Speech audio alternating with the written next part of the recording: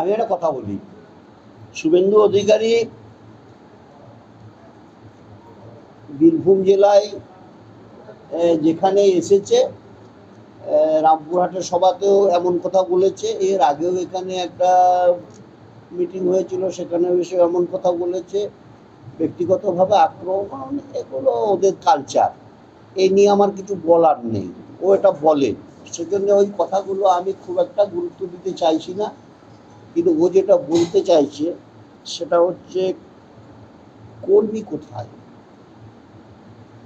এই যে আজকের মানুষ এসেছে এখানে, এই মানুষগুলো কোথা থেকে এসেছে আপনারা দেখুন। এই সিউড়ি 2 নম্বর ব্লকের কতগুলো মানুষ এখানে এসেছে। আমি আগেও বলেছিলাম যে 10টা লিডারের নাম বলে দিক এই ব্লকে, তাকে আমরা সহযোগিতা করব। তারা যদি ভালো সংগঠন করার ক্ষেত্রে কোথাও কোনো অবস্ট্রাকশন তৃণমূলের থেকে তৈরি হচ্ছে বলে মনে হয় আমাদের জানাক। মানে ঘটনা হচ্ছে যে নিজেদের অক্ষমতা চাপা দিতে শুধু শুধু বারবার আমাদেরকে এইভাবে দোষারোপ করে কোনো লাভ নেই। জবাব মানুষ খুব ভালোভাবেই আবার দিয়ে দেবে লোকসভায়। তার কারণ গত বিধানসভায় দেখেছে, বিধানসভায় কি বিজেপির ফল ভালো হয়েছিল?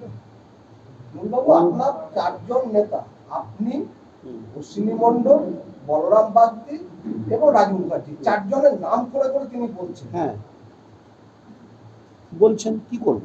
বলছে অশ্বিনী বাবু নাকি এখানে উপপ্রধান, তার আবার পেট্রোল পাম্প। অশ্বিনী বাবুর এ ধরনের কিছু নেই।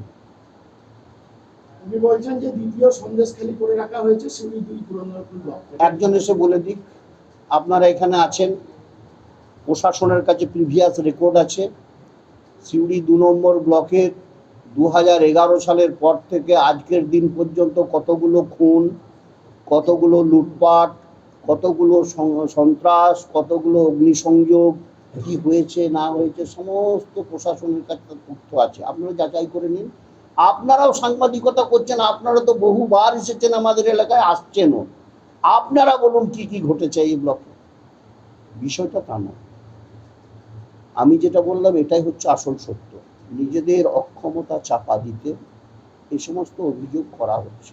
আমাদের ছেলেরা অক্লান্ত পরিশ্রম করে 12 মাস সংগঠনের কাজ করে, ফিল্ডে পড়ে থাকে। এই দলটা হচ্ছে একটা সিজনাল পলিটিক্যাল পার্টি, ঠিক আছে। এটা নির্বাচনের সময় আসে। বলছে কেষ্টকে সতর্ক করেছিলাম, কেষ্ট শোনেনি, তার ফল হয়েছে কেষ্ট তিহারে। আমি এসব কিছু মনে করি না। তার কারণ হচ্ছে শুনুন, ও ছেলে মানুষ আছে, এই জন্যই বলবো কেন, ওর বাবার সঙ্গে আমি রাজনীতি করেছি, তো তখন ও রাজনীতি ছিল না। আমার বয়স 66+। সেখানে ওর কথাগুলো শুনছি আর আমি হাসছি। আমিও শুনেছি, আমার কানে এসছে ওর বক্তব্য। ছেলে মানুষই কথাবার্তা বলছে। ও আমাকে ভয় দেখিয়ে কি করবে? 34 বছরের বাম অপশাসন দেখেছেন, মনে পড়বে আপনাদের, যাদের বয়স কম তাদের মনে পড়বে না। আর যারা দীর্ঘদিন রাজনীতি করেছেন, 34 বছরের বাম শাসন যাদের মনে আছে, তারা জানেন 45 থেকে 47টা মিথ্যা মামলা এই 2011-র অনেক পরে এই 12-13-তে সমস্ত কেসের নিষ্পত্তি হয়েছে, এবং সমস্ত কেসগুলো মিথ্যা কেস ছিল। হ্যাঁ, এরকম জুলুম অত্যাচার প্রচুর হয়েছে। প্রথম তৃণমূলের জন্মলগ্নে কেন্দুয়া অঞ্চলের হারাইপুরে মিটিং করতে গেছিলাম, সরাসরি সিপিএম গোটা গোটা ইট আমাদের উপর ছুঁড়েছে, কাঁচা মোটা মোটা বাঁশ দিয়ে আমার পিঠে বাড়ি মেরেছে, আমার কোমরের হাড়ে জয়েন্ট ফেটে গেছিল, এসব হয়েছে। তো আমার আর এই আমাকে এখন আর কি ভয় দেখানোর ব্যাপার আছে? আমি ওসব কিছু মনে করি না। বলছেন অনুব্রত মণ্ডলকে সাবধান করেছিলেন, তিনি এখন তিহারে, আপনাদেরকেও সাবধান করে গেলেন। আমি একটা রাজনৈতিক প্রতিহিংসার শিকার আমরা হব, এটা আমরা জানি। এতে আমাদের কিছু এসে যাবে না। আমরা মমতা বন্দ্যোপাধ্যায়, অভিষেক বন্দ্যোপাধ্যায়ের নেতৃত্বে আমরা মাথা নিচু করা কর্মী নয় দলের। খুব সোজা কথা বলছি। ওর রাজনৈতিক জানি না দক্ষতা বা অভিজ্ঞতা কি আছে, এ খুব সস্তার কথা বলছে। এগুলো খুব সস্তার রাজনীতির কথা, আসল রাজনীতির কথা এগুলো নয়।